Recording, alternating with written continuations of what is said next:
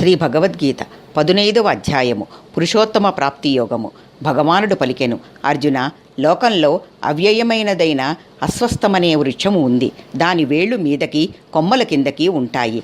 వేదాలే దానికి ఆకులు. దాన్ని తెలుసుకున్నవాడే విదుడు. దాని శాఖలు కిందకి మీదకి వ్యాపించి ఉంటాయి.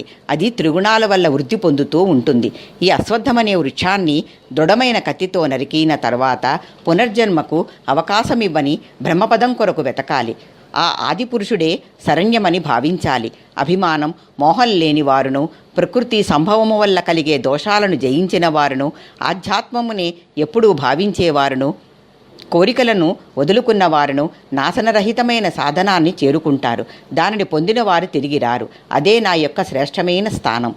వైశ్వానరుడని అగ్నిరూపములో ప్రాణుల శరీరములో ఉండి ప్రాణాపాన వాయువులతో కూడుకొని 4 రకాల ఆహారాల్ని పక్వం చేస్తున్నాను. అందరి హృదయాలలోనూ ఉన్నాను. జ్ఞానం, జ్ఞాపక శక్తి, మతిమరుపు నా వల్లనే కలుగుతున్నాయి. వేదాల వల్ల తెలియబడతాను. అక్షరం కంటే ఉత్తముడను. అందుచేతనే వేదాలు నన్ను పురుషోత్తముడని పిలుస్తాయి. 15వ అధ్యాయము పురుషోత్తమ ప్రాప్తియోగము సమాప్తము.